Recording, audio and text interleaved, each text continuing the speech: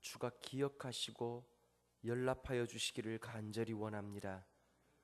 주님의 은혜를 통하여서 우리의 삶 가운데 하나님의 공급하신 은혜가 있게 도와주시고, 기도를 통하여서 우리에게 주어진 것이 하나님께로부터 왔다는 사실을 깊이 고백하는 우리의 삶이 되게 하여 주시옵소서.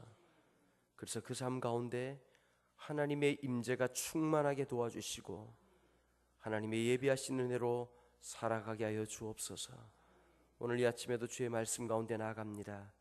주의 말씀이 우리의 심령을 다시 살아가게 하시고 우리의 삶에 소망되고 능력되는 은혜를 허락하여 주옵소서. 감사드리며 주 예수 그리스도 이름으로 기도하옵나이다. 아멘. 우리가 첫째 날 저녁에 6장을 우리가 함께 나누었었는데요. 오늘부터 7장, 오늘 아침에 이 본문은 다윗이 드디어 이제 안정기에 들어서고 백향목 궁을 짓고 살아가는 삶이었습니다.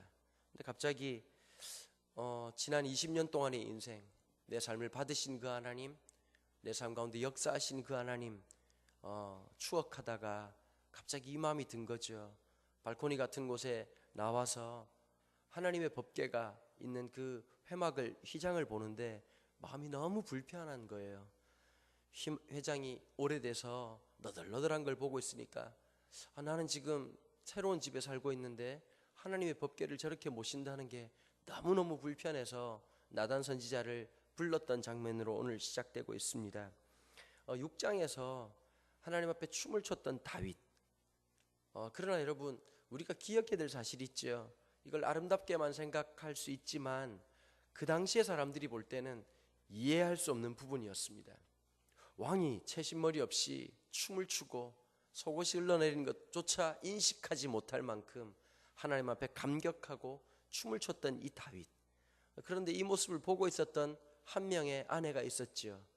바로 그 아내가 미갈이라는 여자였는데, 미갈이라는 아내는 조금 독특한 아내였습니다. 다윗이 원해서 얻게 된 아내가 아니라 사은품처럼 받았던 아내였습니다. 이 아내가 어떻게 되느냐면, 이 다윗이 골리앗과 싸우기 전에 아무도 골리앗하고 안 싸우려고 하니까요, 사울왕이 막 사은품을 내건 거예요. 뭐라고 말했냐니까, 이 골리앗과 싸우는 자에게는 나라의 절반이라도 주겠다. 아무도 안 나와요. 왜 안 나올까요? 죽을 게 뻔한데 누가 나오겠습니까? 근데 나중에 보니까 뭐 나라의 절반도 주겠다. 또 그 다음에 이 모든 이 나라에 세금 내는 것도 다 감면해 주겠다. 그 다음에 또 내걸었던 것 중에 하나가 내 딸을 아내로 주겠다 그랬거든요. 사실 다윗은 잘 몰랐어요. 그러니까 전쟁을 하고 났더니 덜커덩 여자가 한 명이 이제 따라 붙은 거죠. 사은품 같은 아내였습니다. 근데 이 아내는 그래도, 미갈은 로열 패밀리잖아요. 왕족이었지 않습니까? 그러니까 왕족으로 살아가는 삶이 뭔지를 조금 본 거죠. 근데 보니까 남편이 하는 짓거리가 이게 왕족이 하는 행동하고 모든 게 다른 거예요. 영국이라는 나라가 있어요. 영국은 지금도 What's your class? 그러면 당신 이 클래스가 어떻게 되느냐? 그러면 하이 클래스가 있고요, 미들 클래스가 있고 로우 클래스가 있어요. 하이 클래스는 왕족, 귀족들, 뭐 백작, 공작 이런 사람들이죠. 지금도 분명히 없는데 사람들은 여전히 그런 의식이 있습니다. 그래서 이 귀족들은 귀족이 쓰는 영어 단어와 문장 표현이 있습니다. 그래서 그런 아이들은 자랄 때부터 명문학교에 들어가가지고, 명문학교라고 하는 게 시내 쪽에 있는 게 아니라 산 쪽에 있기도 하고 그런 학교에 보냅니다. 유니폼도 깔끔하게 입고요. 그 다음에 규율도 굉장히 엄격한 편이고요. 테이블 매너, 뭐 식사할 때 매너부터 시작해가지고 행동하는 거, 말하는 거, 패션 하나하나까지 철두철미하게 훈련받는 아이들입니다. 미들 클래스는 보통은 이제 그 노동자 계급이라 그래가지고 회사 다니시고 그 다음에 일하시는 분들이죠. 그 다음에 이제 로우 클래스들은 이제 몸으로 일하시는 분들, 주로 이제 그런 분들이십니다. 지금도 어떤 경향이 있냐면요, 이쪽에 이제 뭐 클래스가 다 섞여가지고 연예인도 되고 이렇게 하지 않습니까? 근데 로우 클래스, 가장 낮은 계층에 있는 사람이 왕족의 역할을 맡았대요. 영화를 찍다가. 그랬더니 막 영국이 막 술렁술렁대고 이랬던 거죠. 그러니까 우리가 볼 때는 그냥 막 지내는 것 같지만 그 영국 같은 경우에는 그 사람이 하는 단어, 그 다음에 하는 영어, 그 다음에 행동하는 스타일, 이거 하나만 봐도 저 사람이 어느 등급인지를 안다고 해요. 그러니까 여러분, 지금부터 2000 몇백 년 전이니까 이게 오죽했겠습니까? 다윗은 왕같이 살지 않았어요. 하나님의 자녀로 살았던 거예요. 하나님의 말씀을 따르는 게 훨씬 더 중요했거든요. 두려움이 회복되고 나니까 하나님 앞에 살아가기 시작하는 게 있었다고 해요. 골리앗이 너 지금 짝대기 하나 가지고 그 다음에 돌멩이 들고 뭐 개하고 싸우러 나오니? 이렇게 물었던 질문 앞에서 멋진 어카운트 펀치를 날렸다 그랬지 않습니까? 너는 창도 진짜 멋지구나, 칼도 멋지구나. 그런데 네가 아무리 해도 보지 못하는 그 만군의 하나님 여호와 이름으로 나아간다, 이렇게 하고 했거든요. 그런데 이 6장에서도 그렇게 말하죠. 미갈이 남편을 불러요. 뭐라고 말하냐니까 이렇게 말하지요. 미갈이, 아니 세상에 당신이 이 영화로우신 자가, 이 남편을 막 그냥 비아냥거리는 거죠. 영화로우신 자가, 방탕한 자가 염치 없이 자기 몸을 드러내는 것처럼 술 취해 가지고 막 속옷을 드러내고 있는 그런 이 취객처럼 오늘 그의 신복의 계집종들의 눈앞에서 몸을 드러냈습니다. 아니 남편, 당신 지금 정신 있어 없어? 오늘 하는 꼬라지를 보니까 완전 술 취해가지고 돌아다니는 주전뱅이처럼, 이게 뭐야, 나 창피해 죽겠네. 이 당신들 신하들 여자들 앞에서 지금 뭐 하는 짓이야, 막 이렇게 소리를 질렀어요. 여러분, 미갈의 말이 맞죠? 틀린 말은 아니죠, 그죠? 맞는 말이죠. 그러나 다윗은 이렇게 말했어요. 미갈은 사람들 눈이라고 하는 것이 훨씬 중요한 사람이었어요. 그것밖에 안 보였으니까요. 근데 다윗은 뭐라고 말하느냐? 다윗이 21절에 미갈에게 이르되 이는 여호와 앞에 한 것이라. 전 우리 모두 다가 이 영적 감각이 회복되길 바랍니다. 하나님의 눈을 인식하는 삶, 하나님의 거룩하심을 깊이 느끼는 삶. 여러분, 이걸 잃어버리면 어떻게 되는지 아세요? 종교적인 쇼를 하는 거예요. 믿음 좋은 척하는 거예요. 여러분, 사람은 속일 수 있지만 하나님은 속지 않습니다. 하나님은 그 중심을 보시거든요. 하나님 앞에 있다는 것을 느끼는 사람. 한 번은 그런 얘기 하시더라고요. 저희 아버님이 가끔씩 교인들도 그렇고 목회자들도 그렇고 어떻게 사람이, 믿음을 갖고 있는 사람이 저렇게 행동할 수 있지? 이런 얘기를 하시는 거예요. 제가 그랬어요. 아버지, 하나님을 믿었다고 얘기하지만 하나님이 지금 살아계시다고 느끼지 못하는 사람의 똑같은 행동이라고. 여러분, 사람이 두 눈 뜨고 부릅뜨고 있다고 하는데 내가 마음대로 행동할 수 있을까요? 못하지요, 그죠? 왜 그렇게 행동이 나오는지 아세요? 무의식적으로 하나님이 없다고 느끼기 때문에 그런 행동을 하는 거예요.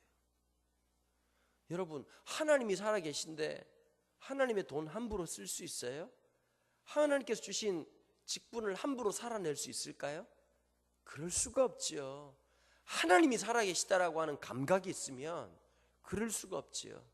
영적으로 회복된 다윗, 그랬더니 하나님 오히려 더 축복을 하셨고요. 미갈에게는 어떻게 하셨죠? 자식을 못 낳게 하신 거예요. 참 비참한 인생이죠. 아버지도 비참해, 그 딸도 비참해. 여러분, 이게 진짜 안타까운 일이잖아요. 다른 이유가 아니에요. 하나님에 대한 인식이 없는 거예요. 내가 왕이다, 내가 왕비다, 이 의식만 있었지 내가 하나님의 자녀라는 의식이 없으니까 어떻게 될까요? 하나님이 원하시는 삶을 못 살아내는 거예요. 신앙이 좋은 척할 수는 있어요. 그러나 하나님의 기쁨이 되는 건 다른 문제예요. 하나님이 무엇을 좋아할까? 저도 이렇게 되는 것 같아요. 결혼을 한 지 이제 만 15년 되는데요, 시간이 조금씩 지나니까 이제 좀 철이 드는 것 같아요. 어떤 상담 심리학자가 그런 얘기를 하더라고요. 남자는 29 전까지 사람이 아니다, 이렇게 얘기를 하더라고요. 철이 안 들어요. 아들들 철 잘 안 들잖아요, 그죠? 기다리셔야 돼요. 29이 지나야 돼요. 29 지나서 결혼하고 애기 아빠가 돼보고 남편이 되니까 그제서야 철이 조금씩 들어가더라고요. 여전히 아내가 보기에는 좀 이렇게 미더운 데가 있겠지만 참 이 조금씩 철이 들어가더라고요. 그러다 보니까 이런 마음이 들어요. 아내가 뭘 좋아하는 게 어떤 것인지 자꾸 떠오르는 거예요. 지나가다가 아내가 좋아하는 걸 보면 사주고 싶은 거예요. 아내가 좋아하는 거 보면 이런 거 해주고 싶은 거예요. 아내가 몸이 안 좋으면 저는 하는 게 두 가지가 있거든요. 청소를 깔끔하게 해놔요. 아내는 눈 떠가지고 아팠는데 눈 떴는데 집안이 지저분하면 또 아파요. 청소하는 게 참 좋은 남편이죠, 그죠? 권사님들 열받으시죠? 나도 저런 남편 한번 만나봤으면 좋겠다. 세상이 참 힘들어졌어요. 조 목사님 많이 힘드시죠? 그렇게 하고 나면 제가 또 하는 게 있어요. 밥을 해놔요. 해놓고 와가지고 밥 한 그릇 잘 먹고 나면 힘을 얻더라고요. 참 요즘 살아남기 힘듭니다. 그런데 여러분, 이게 아내한테 아내가 있다는 걸 알기 때문에 이렇게 하는 거예요. 아내가 있다는 것을 느끼기 때문이죠. 다윗이 이 자기 궁궐 딱 있다가 백향목에서 나오는 이 피톤치드 마시면서 너무 좋아 이러고 막 날마다 힘들게 지내고 있던 그 고생했던 시간들이 주마등처럼 지나가는데 갑자기 눈에 뭐가 탁 들어왔다고요? 회막 가운데 계신 하나님의 법궤가 딱 보인 거예요. 여러분, 아무나 안 보여요. 교회라고 한 데가 웃겨요. 누가 여기 이제 예를 들면 좀 지저분한 얘기긴 한데요, 누가 똥을 싸놨다고 쳐요. 그냥 그걸 보고 누가 깨끗하게 치우면 말없이 지나가는 곳이 교회고요. 그 똥 때문에 재직회로 모일 수도 있고 당회로 모일 수도 있어요. 어떤 교회가 좋은 교회인지를 알아야 돼요. 회의하는 교회보다 같이 함께하고 어우러지는 교회가 그게 진짜 하나님의 교회거든요. 눈에 들어오는 사람이 있어요. 그게 불편한 사람이 있어요. 거룩한 불편함. 내가 혼자 이렇게 지내는 게 불편한 거예요. 하나님의 법궤가 저렇게 나뒹굴고 있는 게 너무 불편한 거예요. 그래서 나단 선지자를 부르는 거죠. 선지자님, 제가 너무 불편합니다. 지금 제가 새 집에 있는 게 너무 불편합니다. 아니 왜요? 저기 있는 회막에 있는 법궤가 회막에 있다는 게 너무 불편합니다. 하나님을 위해서 집을 짓고 싶습니다. 아니 나단이 살면서 그런 사람 처음 봤을 거예요 아마. 왜 그랬을까요? 선지자한테 다 기도 부탁하잖아요. 병이 났습니다. 이거 위해서 기도해 주세요. 돈이 많이 어렵습니다. 우리 자녀를 위해서 기도해 주세요. 전부 다 도움 요청하는 내용이지, 내가 하나님을 위해서 무언가 하고 싶습니다라고 하는 그 말을 나단이 아마 처음 들어봤을 거예요. 나단이 딱 듣자마자 이것을 너무 좋게 여겨가지고 너무 하나님 기뻐하시겠지요. 그런데 나단에게 밤에 하나님 나타나신 거예요. 뭐라고 말씀하시지요? 내가 언제 집 지어달라 그랬니? 내가 언제 어느 지파에게 어느 사람에게, 여기서 나오는 이 7절에 있는 어느 지파라는 말이요, 다른 사본에 보면 어떻게 되냐니까 다른 사사에게, 다른 선지자에게 이런 말로 쓰였거든요. 내가 어떤 사람들에게 내가 집 지어달라고 얘기했니? 그러니까 하나님이 원하시는 건 뭐가 아니었다는 거죠? 집이 아니었다는 거예요. 그러면 하나님 원하셨던 건 뭐냐? 하나님 뭘 받으셨느냐? 신앙의 고백을 받으신 거예요. 이 마태복음 12장에 보면 예수님께서 제자들에게 이렇게 물으시죠. 사람들이 나를 뭐라고 하니? 예, 선지자라고 합니다. 엘리야라고도 얘기합니다. 막 제자들이 얘기를 했어요. 그랬더니 예수님이 한 번 더 물으시죠. 너희는 나를 누구라고 생각하니? 늘 대답 잘 못하던 버벅대던 베드로가 뭐라고 말하죠? 주는 그리스도시요 살아계신 하나님의 아들이십니다. 이렇게 대답을 했어요. 이게 진짜 교회사의 길이 남을 신앙 고백이죠. 예수님이 뭐라고 말씀하셨죠? 바요나 시몬아 네가 복되도다. 이것을 알게 한 것은 네 혈육이 아니다. 이 말이 무슨 말이냐니까 네 머리 통해서 나온 얘기는 아닌 것 같구나 이 얘기를 해요. 하나님의 성령이 깨닫게 하셨구나. 그러고 난 다음에 뭐라고 축복하셨냐면 베드로에게 너 위에 내 교회를 세우겠다 이렇게 말을 했어요. 그래서 여러분 캐톨릭에서는 이 첫 번째 수장, 첫 번째 교황이 누구라고 생각하냐니까 요 본문 때문에 베드로라고 생각합니다. 여러분들이 혹시 이탈리아 로마에 가실 기회가 있으면 로마에 가면 이 바티칸이라고 하는 곳이 있거든요. 바티칸이 있는데 그 바티칸 이 체프를 뭐라고 부르냐니까 성 베드로 성당 이렇게 얘기합니다. 베드로 성당 입구가 있거든요.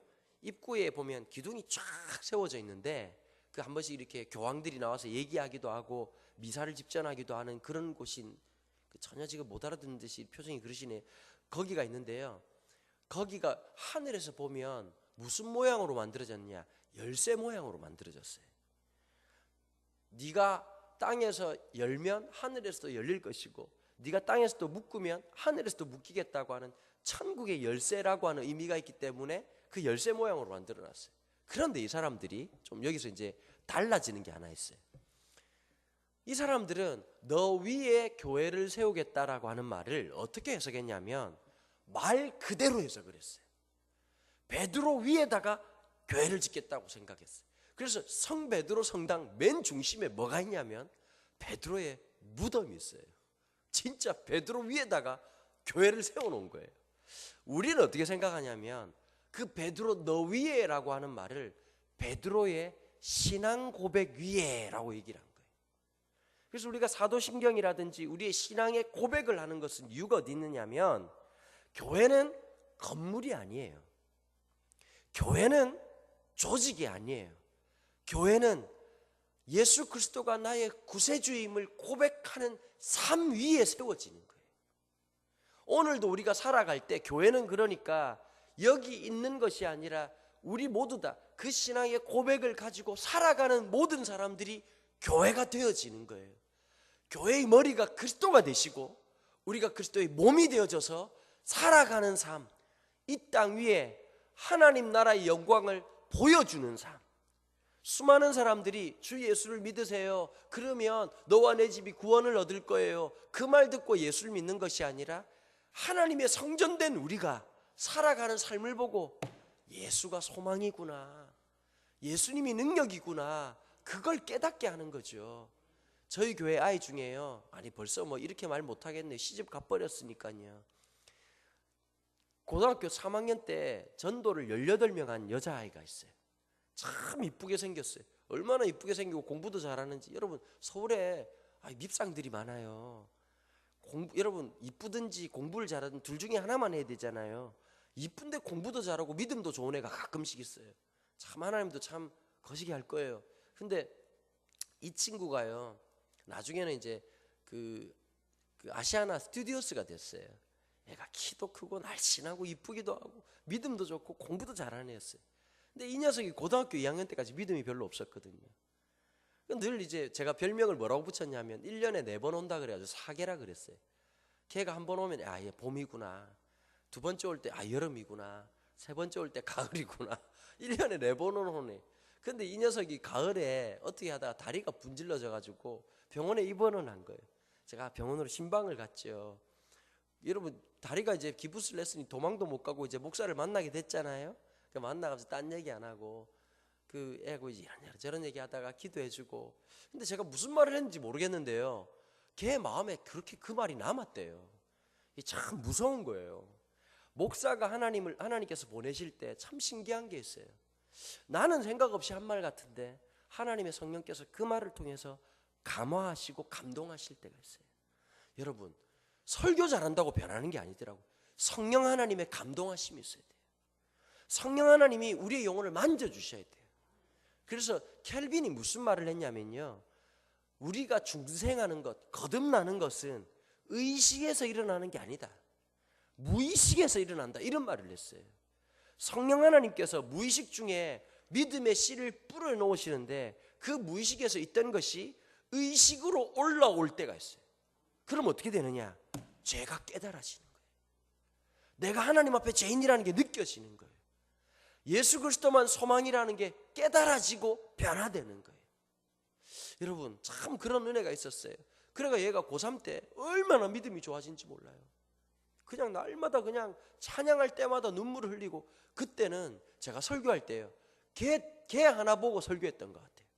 다른 애 보면 시험에 드는데 걔를 보면 막 힘이 나고 은혜가 생기는 거예요.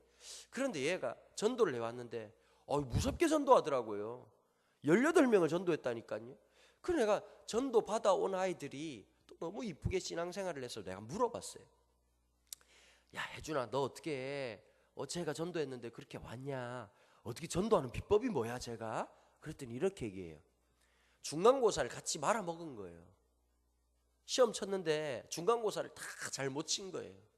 그 보통 여자아이들이 잘하던 애가 시험 못 치면 막 울고 난리 나잖아요. 우리 집에는 그런 애가 아니라서 참 답답하시죠, 그렇죠? 늘 못 치니까 안 답답한 거지. 근데 잘했던 놈이 성적이 떨어지니까 막 펑펑 울고 있는데 같이 시험 망친 얘가요 막 위로를 하더래요. 근데 갑자기 이 마음이 들더래. 야, 같이 시험 망쳤는데 어떻게 얘가 나를 위로하지? 얘한테는 무슨 힘이 있는 거지? 이렇게 물어봤대. 너는 마음 안 상하냐고 그랬더니 딱 그러더래요. 이번에 시험 못 쳤으니까 다음에 잘하면 되지. 내가 예수 믿고 난 다음에 달라진 게 하나 있어. 오늘 실패해도 내일 함께 하시는 그 하나님 믿고 또 기쁘게 지나간 결과인데 어떡하겠냐고. 근데 그 말을 하는데 너무 멋져 보이더래요. 야, 제가 믿는 예수 나도 믿어봐야지. 그렇게 하고 18명이 교회를 따라 나왔어요. 그렇게 하고 신앙생활을 하는 거예요. 여러분, 오늘 우리한테 중요한 게 하나 있어요. 오늘 누구의 다스림을 받느냐는 거예요. 영적인 감각이 있느냐는 거예요. 하나님에 대한 불편한 마음, 하나님은 뭘 받으셨느냐? 신앙의 고백을 받으신 거예요. 다윗이 느꼈던 그 거룩한 불편함을 받으신 거예요. 집을 받으신 것이 아니라 신앙의 고백을 받았던 거죠. 오늘 우리에게 그게 필요하거든요. 하나님 앞에 그 마음들 하나님께 해드리고 싶은 거예요. 여러분, 이럴 때가 있잖아요. 순종해 줄 때가 있고요. 어떨 때가 있냐면 하나님이 내 인생을 받으시다니, 하나님이 내 삶을 받으시다니, 하나님이 내 기도를 들으시다니, 하나님이 내 헌금을 받으시다니. 지난번에 이문식 목사님 오셨죠. 이문식 목사님이 그런 얘기를 한번 하시더라고요. 이문식 목사님 동생이 한 명 있어요. 아들만 둘이에요. 그 집은 딸이 귀해요. 딸이 없어요. 손녀도 없어요. 손자만 줄줄이 있어. 그런데 이 그 동생 내외가 미국으로 이민을 가면서 애를 맡기고 간 거예요. 애를 맡기고 왔는데 이 조카를 친아들처럼 사랑했어요. 7살까지 키워놓은 거예요. 그러고 있다가 이제 8살 돼가지고 학교 들어간다고 미국으로 갔어요. 시카고 가러 갔어요. 근데 이제 1년 뒤에 시카고에 이제 이문식 목사님 동생 내외도 만나고 집회도 있어서 가셨어요. 가셔가지고 이제 공항에 딱 도착을 했는데요. 이 조카가 얘한테는 큰아버지가 아니라 아빠 같은 존재인 거예요. 이 8살 돼가지고 이제 9살 된 녀석이 큰아버지 온다고요. 이 스케치북에다가 웰컴 이러고 데디가 왔다고 이렇게 막 써가지고 있잖아요. 막 발짝발짝 뛰더래요. 여러분, 그 모습 보면 큰아빠가 얼마나 좋겠어요. 새벽이라 그런지 전혀 공감성이 없으시네요. 너무너무 좋아가지고 있는데 딱 보니까 꼭 안아줬대요. 그리고 딱 얘가 이렇게 딸애처럼 얘기하더래요. 큰아빠 너무 보고 싶었어요. 큰아빠 온다고 제가 기다렸어요. 여러분, 마음이 다 녹아버리지 않겠어요? 그렇게 하고 차를 탔는데 큰아빠가 뒤에 탔다고 딱 그러더래. 아빠 보고, 나 오늘 큰아빠 옆에 앉을래. 딱 안고 손을 꼭 잡고 있는데 갑자기 큰아빠, 나 큰아빠한테 주고 싶은 게 있어요. 그러더니 주머니에서 뭘 딱 꺼내더래요. 10불짜리 지폐를 꺼내가지고, 나 이거 큰아빠 주고 싶어서 나 안 사 먹고 안 쓰고 있다가 큰아빠 주려고 주는 거예요. 그렇게 하고 손에 꼭 쥐어주더래. 그때 마음이 있잖아요. 그 눈물이 왈칵 쏟아질 것 같으면 이 마음이 들더래. 내가 살아있는 동안 너 하나만큼은 힘들지 않게 할게. 10불을 받았는데 걔는 기억도 못하겠죠, 그죠? 그런데 평생 걔를 볼 때마다 그 줬던 10불이 기억나더래요. 하나님도 그렇지 않을까요? 여러분, 우리가 드리는 헌금, 이거 너무너무 귀한 것이지만 하나님 입장에서 보면 그게 액수가 대단한 게 아니잖아요. 하나님 뭐 보실까요? 그 마음을 보시거든요. 그 중심을 보시거든요. 하나님 앞에 올려드릴 때 이거 아무것도 아닌데 하나님이 내 걸 쓰시다니, 하나님이 내 인생을 쓰시다니, 하나님이 내 삶을 쓰시다니, 하나님이 내 기도를 통해서 역사하시다니. 여러분, 다윗에게 이 마음이 있었어요. 그래서 뭐라고 말했죠? 다윗을 보고 내 마음에 합한 자다. 이 합했다는 말이 원어적으로 설명하면 하나님의 마음을 맞추었다 이 뜻이거든요. 여러분, 이럴 때 있죠. 딱 내 마음에 드는 걸 쏙 할 때 너무 기쁘시죠. 내가 저거 했으면 좋겠다 싶은데 그걸 누군가가 탁 해줄 때 너무 좋지 않으세요? 그거죠. 하나님도 그 마음이 있으시거든요. 무엇을 해서 좋은 게 아니라 그 생각을 가질 때 여러분, 저는 우리 월교교회가 그런 마음으로 충만한 성도들이 되기를 축복합니다. 하나님의 마음을, 하나님의 숨결을, 하나님의 생각을 읽어내는 사람들. 그래서 하나 할 때마다 하나님이 너무 기뻐서 감당이 안 되는 교회. 잠언에 있는 말씀처럼 여름 타작마당에 목이 타들어가는데 얼음 냉수 같은 교회. 다른 교회 쳐다보면 열이 천불이 나고 막 화가 나고 속이 상하신데, 월계교회를 볼 때마다 내 마음에 기쁨 되는 교회, 내가 볼 때 감격이 되는 교회. 여러분, 그 교회가 되기를 축복합니다. 우리의 삶이 그랬으면 좋겠습니다. 살아 숨쉬는 동안, 살아가는 동안 하나님의 기쁨 되는 사람. 여러분, 우리 예수 믿고 삽시다. 오늘 이 하루도 그분이 주인이라고 고백하고 살아가십시다. 그랬더니 뭐라고 약속하시죠? 하나님이, 다윗은 집을 지어 드리려고 했는데 하나님 어떻게 하시죠? 그 가문을 주님께서 축복하시는 거예요. 내가 그 가문을 세우겠다. 여러분, 저는 제일 큰 축복이 14절이라고 생각합니다. 나는 그에게 아버지가 되고 그는 내게 아들이 되리니 그가 만일 죄를 범하면 내가 사람의 매와 인생의 채찍으로 징계하려니와. 왜 이 말씀이 축복일까요? 여러분, 제 아들 녀석 이름이 신원이에요. 믿을 신자에다 바랄 원자에. 무슨 말인지 아세요? 하나님만 믿고 하나님만 바라라. 아버지가 너를 사랑하고 너를 아끼지만 아빠가 해줄 수 있는 것은 너무 제한적이야. 너의 진정한 도움은 하나님이셔. 하나님만 믿고 하나님만 바라는 사람이 되는 거예요. 하나님의 모든 소망이 되시는 거예요. 그 뜻이 담겨있는 이름이걸랑요. 여러분, 하나님이 아버지가 되시겠다는 거예요. 끝난 거 아닙니까? 하나님이 아버지가 되시겠답니다. 네 자자손손 그 자녀들, 내가 그들의 아버지가 되마. 잘못할 때 인생의 매와 인생의 채찍으로 징계하려니와. 여러분, 매대는 게 축복입니다. 하나님이 때로는 이럴 때 있잖아요. 뭐 잘못했다고 탁탁 느끼게 할 때 있잖아요. 그게 축복이에요. 성경에서 제일 무서운 벌이 뭔지 아세요? 몽둥이를 드는 게 아니에요. 채찍을 드는 게 아니에요. 내버려 두는 거예요. 신학적으로, 조직신학에서 유기하셨다 이렇게 얘기하거든요. 냅두는 거예요. 네 욕심에 냅두는 거예요. 마음대로 살아가도록 냅두는 거예요. 하나님의 마지막 벌은 유기예요. 가장 큰 은혜가 뭔지 아세요? 보살피는 거예요. 잘못하면 때리고, 잘못하면 야단치고, 잘하면 축복해주고, 안아주고, 사랑하니까 그런 거예요.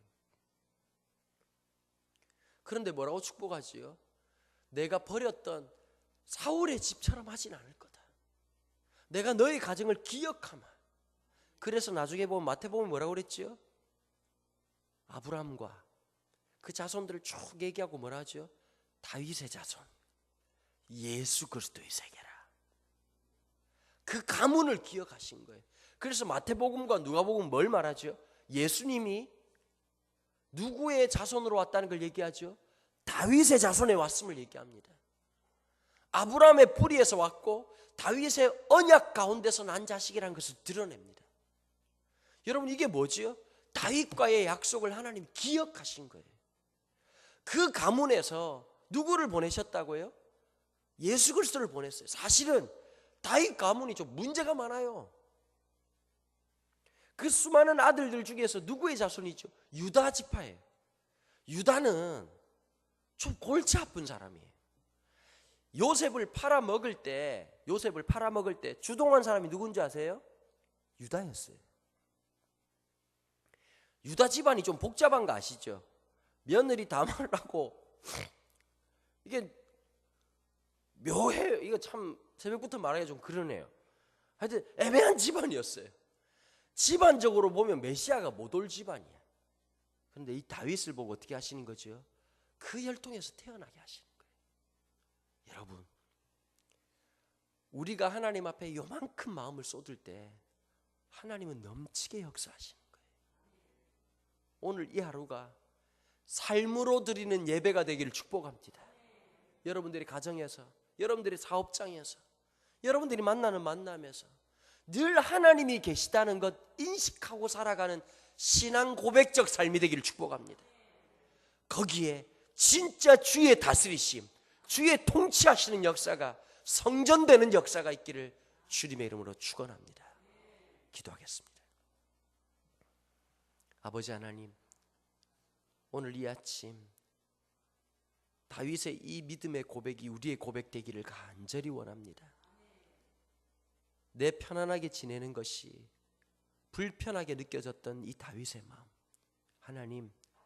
하나님 때문에 거룩한 불편함을 가질 수 있도록 도와주십시오. 하나님을 의식하고 하나님을 인식하는 오늘 하루가 되게 도와주십시오. 내 욕심에 따라, 내 성격에 따라 살아가는 하루가 아니라 말씀의 통치를 받는 하루가 되게 도와주시고, 하나님이 계시다라고 하는 하나님의 임재의식으로 충만한 하루 되게 하여 주시옵소서. 감사드리며 주 예수 그리스도 이름으로 기도하옵나이다. 아멘. 우리 각자 기도하고 돌아가시겠습니다.